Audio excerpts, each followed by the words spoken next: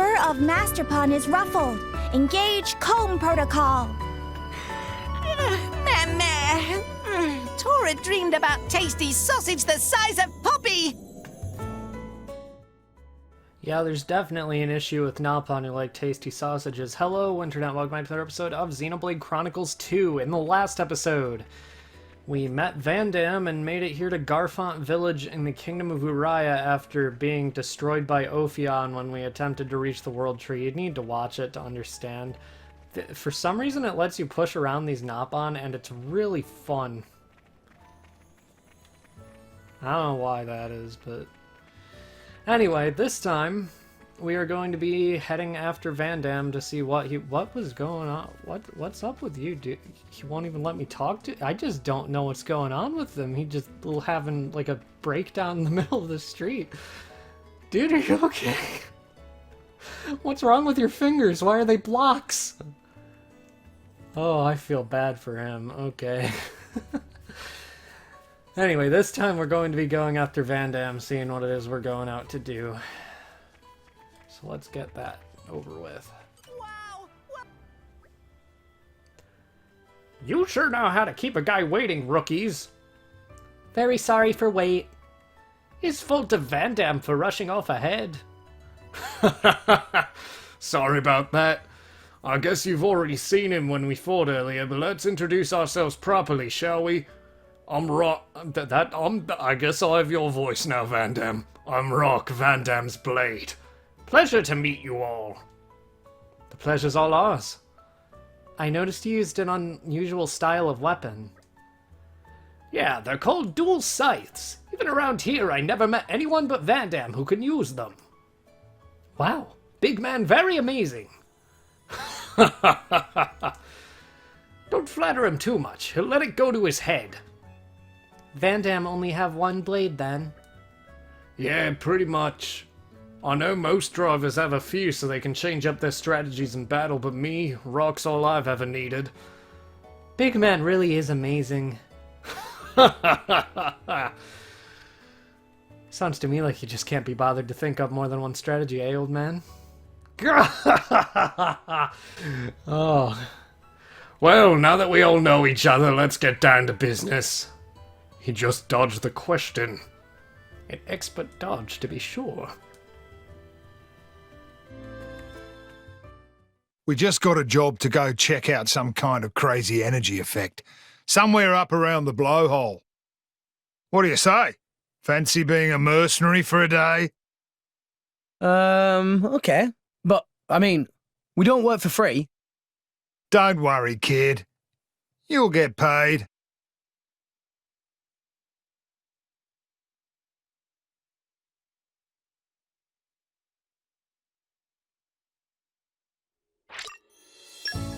Vandam has now joined the party, and I'm getting rid of Tora. Oh my god. Okay, Vandam is level 20, so he's already ahead of all of us. And he comes with Rock. Vandam is a pretty interesting character in terms of the way he functions within the party, because he is a fighter, but he also has a lot of HP and can take a surprisingly large amount of hits. In fact, I'm going to play as him for a little bit. I'm not a huge fan of playing as Vandam. He's probably my least favorite party member in terms of actually playing as him, which is saying something because Tora is in this game. But, if we were to enter combat with Vandam, as you can see, he is slower than everybody else, but something he is very good at is keeping the aggro, and he has pretty good evasion, weirdly enough. In a way, he's an invasion tank. It's a little weird. But, I would also like to take this time to talk about what Vandam's name and overall character are references to. In the Xenoblade Chronicles series, there is a trend of there always being a character with Van somewhere in their name. In Xenoblade Chronicles 1, it was Vanguard, the colonel in Colony 9's defense force. In Xenoblade Chronicles X, it was another guy named Vandam, and in this game, it's Vandam. However, interestingly, this is the first time Vandam has been a playable character. Or one of the Van characters in general has been a playable character. And I don't know, it's just interesting to me that this is the one they decided to make playable. Like, Vanguard would have made such a great addition to the party in Xenoblade 1. He would have bounced off of Ryan perfectly. I'm joking. But, yeah, it's interesting that this is the first time they decided to make a Van character playable. I'm not sure if the whole Van trend is a thing in Xenogears or Xenosaga as well, because I'm not a fan of Xenogears or Xenosaga like I am Xenoblade. But I do at least know that it's a trend among, like, Xenoblade. Okay, I'm being very repetitive already. Yeah, as you've been able to see, he's pretty good at taking aggro. That's his main thing. He can take aggro and he can take a lot of hits. Because he has more HP than everybody in the party other than Tora. But his arts do take a little while longer to charge up. This is because he has more auto attacks than most characters. Most characters have 3 auto attacks. He has about 5. So, yeah. It's thanks to those dual scythes he uses, because he's technically able to get more hits off faster, I guess. There's some justification for it. I'm actually going to go ahead and enhance some arts, because for some reason he comes with like 2,500 weapon points. What is Mega Muscle? It increases damage dealt to aerial creatures by 50. It's physical. All of his arts are physical. Vandam can't awaken any new blades, by the way, if you were thinking about trying to get another fighter blade on him. You know, I don't think I want to put Mega Muscle on him, but I will go ahead and upgrade Muscle Slash and Fast Twitch, because those are the 2 that I use the most frequently. And since we have... I'll upgrade Muscle Slash to level 3, actually, since we have the extra weapon points. If we go to his affinity chart... Why does he come with so much of everything? Okay, well, I guess Muscle Accelerator 1, which is his version of the thing we unlocked on Rex, Tora, and Nia. And 10,000 push-ups, which is just a funny name for a affinity chart thing. Which increases his strength. And Tough Nut. Get it? It's funny because nut. And we don't have quite enough for Veteran.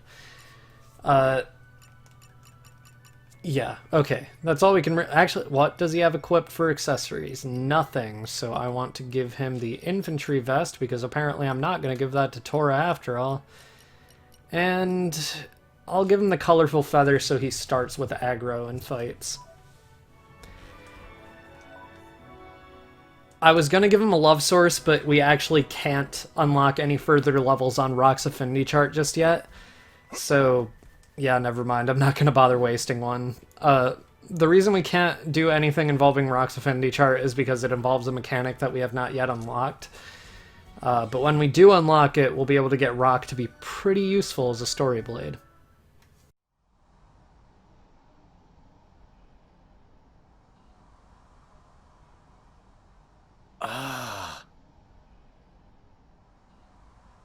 An ether miasma. Take it this is your first one. Ether miasma? It's a load of poisonous waste products spewed from the Titan's guts. You know, when you get gassy? Kinda like that. Is there a way through this thing? I can't see any way round it. Hey, no fear.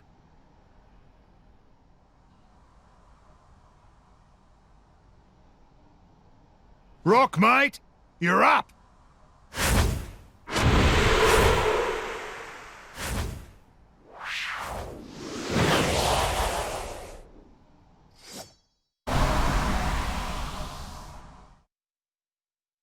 The miasma's died down. Yep, nothing to it. Let's roll! Let's roll, as Vandam said. That is something we will be able to do in the field from now on. If we ever see an Ether Miasma, rock can be used to make them die down, which is his main use as a field blade, at least. But we aren't going to be seeing another Ether Miasma for a while, so I don't know why they bothered to introduce it here in a cutscene when we wouldn't be able to get rid of it ourselves anyway. We have Anludes in here. I don't know how to feel about that name. And Armus and Arduns, and we fought one of these earlier. This is a Mordo Blant. Blant is like my least favorite name of an enemy in Xenoblade. Let's fight it, whatever. It's pretty strong, and it'll get us some decent experience. It also takes a while to activate after you hit it for the first time, so that's great. As you can see, the colorful feather made it so it automatically aggroed onto Vandham, which is good because neither of the characters we have other than Vandham right now are particularly good for that. I guess Rex has the aggro now. Vandham isn't good at keeping aggro as much as he is at gaining it, which is a little weird. He does come with a Wind Blade though, so we are able to do the full chain of the Earth element now from Nia's water, which is cool. Yeah, I'm very bad at getting the timing for cancel arts with Vandham. I'm probably going to switch to Rex after this battle, but Vandham is an interesting character, to say the least, in terms of placement in the party, because, I mean, he's a second tank, but also a fighter. It's just weird, honestly. I forgot Rex had a zombie for a second, but I'm not at all complaining. Yep, there it goes. Yeah, usually a level 3 blade combo will be enough to take out, like, a standard... Oh my god, Vandham's swimming animation. Oh, that's enjoyable to look at. Okay, I'm gonna change Rex to the front again, but... Yeah, that's basically how Vandham plays. You just... If you learn the timing of canceling his arts, he's much more playable than I make him out to be. But I've never been able to get the timing just right, and I'm not a huge fan of playing as tanks anyway. If you look here, we have Volves, or Volfs. Yeah, I'm gonna just run, since apparently they aren't gonna aggro onto me, so... Luckily this isn't like Xenoblade 1, where your party members start attacking before you, when you aggro onto something. Although that is actually kind of helpful in Xenoblade 1, because it's, like, you can get the tank to attack first. But that would make the game too easy now that items like colorful feathers exist to make it so that just automatically happens anyway.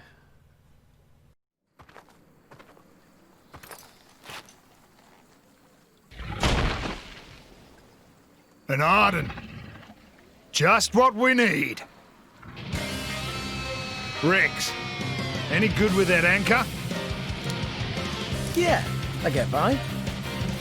Hand that here.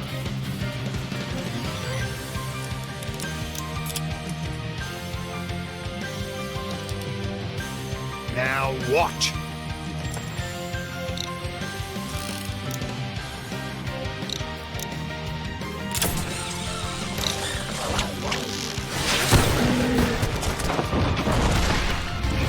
Awesome! I never thought of using it that way. The trick is to pull it taut at just the right moment. Now you try.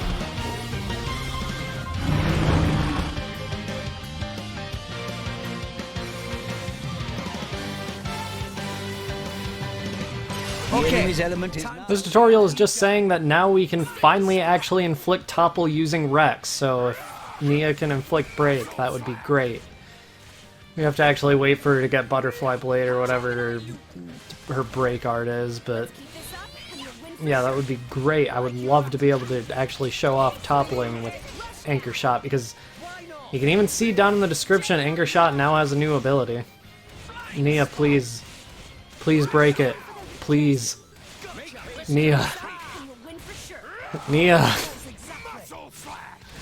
Nia, break it!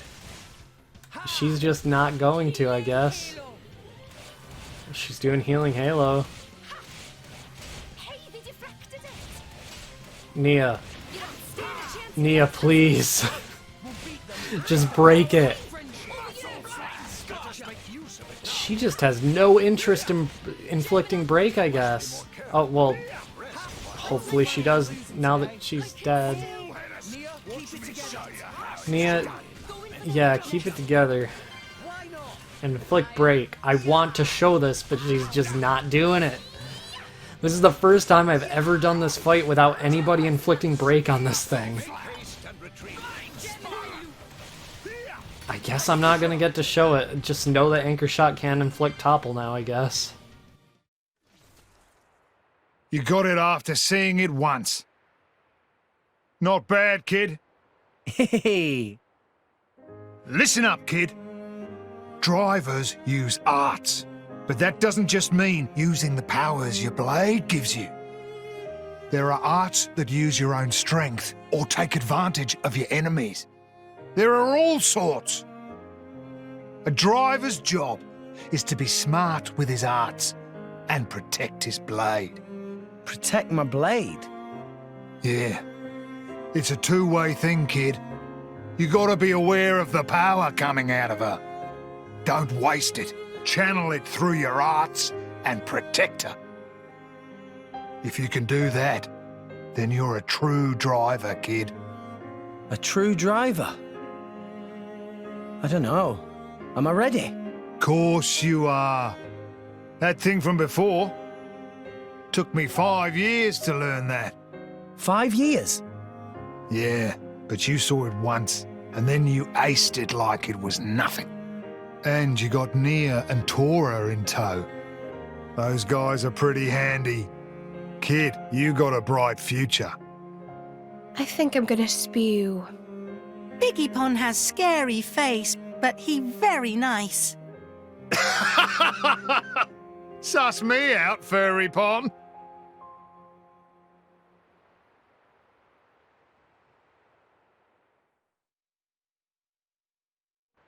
Alright, now that that's done, we can start heading back toward the Blowhole.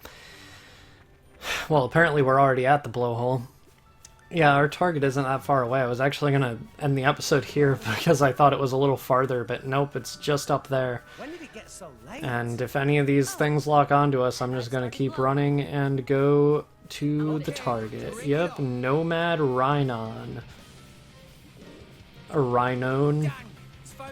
I mean, Nuln is French for no. Nephto Lizard. That's a creative name. Lizards might be the only type of enemy that get to keep their real-world name in the Xenoblade universe. They do mention spiders and goats in dialogue, though. Like I thought. A Titan? So that weird power effect they clocked. Maybe this is the cause. Yeah, sure looks like it. I'll hazard it wasn't death by old age, either. Might have been an accident. On the other hand, it might have been attacked.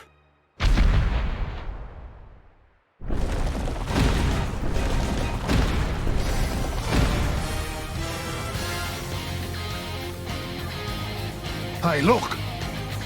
Seems like this Titan dying off has stirred up something else. Watch yourself, Elder Arachno, speaking of spiders. God, I hate it. So the Elder Arachno has a blade that will be granting it powers, during this fight, but other than that, it's a pretty basic boss fight. There was an Arachno Queen boss fight in Xenoblade Chronicles 1. This is just that, but extremely easy in comparison. Yeah, as you can see, the blade is what's going to be doing the most damage, probably. It does grant invincibility while the blade uses one of its own arts, but other than that, this is a pretty basic boss. It's pretty easy. I'm not expecting it to put up much of a fight. Well, now it's aggroed onto Rex, which is unfortunate. Let's get Steam Bomb. Maybe we can get level 3 of Fire. Probably not, but like it'll probably be dead before that point, but there's potential there. Nia, stop moving and getting, or Vandam stopped getting me out of range for double spinning edge it. That inflicts blowdown, which is great to know. Termination blast. That sounded way deadlier than it, and I say that, but Nia's at 44 HP now. Okay. Glad the aggro got away from her as soon as I said that, because that would have been the end of her. Luckily she is a healer, so she was able to get her own HP back up, and we are continuously spawning potions. As long as you keep spawning potions in this game, really, battles are pretty easy. You just gotta make sure that there are potions around the field for you to pick up so you can improve your own health. Not improve your health, but, like, keep it up, rather.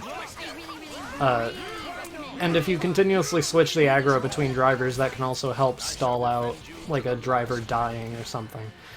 It's good to keep things like that in mind in this game. Alright, there we go. Stronger.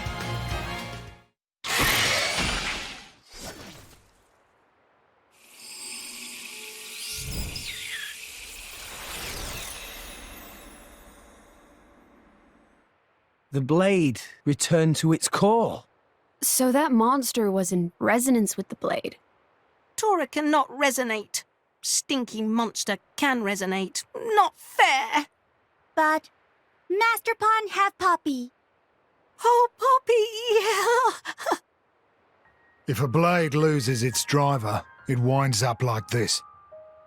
So, is it, like, dead? Nah.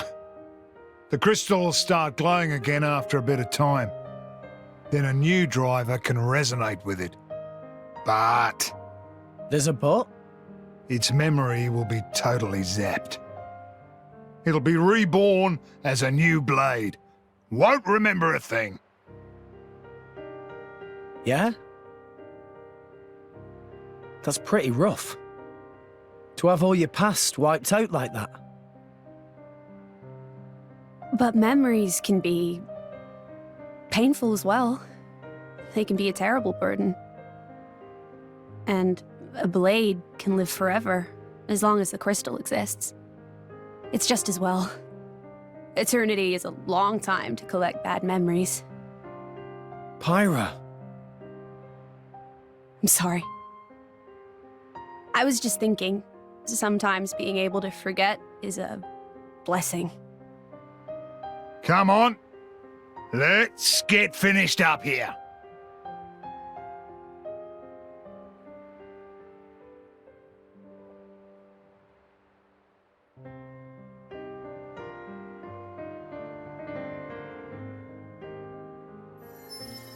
That's... A core crystal! what? Well, that's where they come from. Out of Titans. This one's brand new and ready to resonate. Like a big steak, right before you take that first bite. It'll probably end up buddying up with a bunch of drivers. Every time the driver dies, it'll forget everything and return to its core. Eventually, it'll resonate with a new driver. Drivers dying, Titans dying. The blade just keeps on living through it all.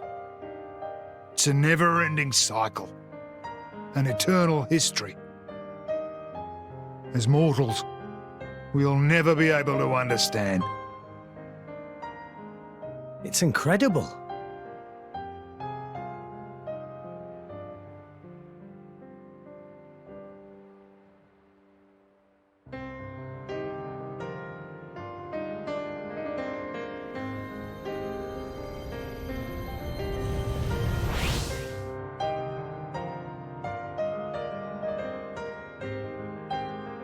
But Pyra already had a body when we found her.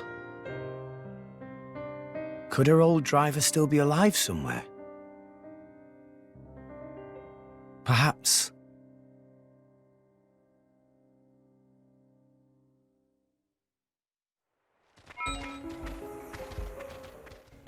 You'll get the beastly core crystal for defeating the Arachno. I think that's going to be it for today. So, next time on Xenoblade Chronicles 2, we are going to be heading back to the Garfont village.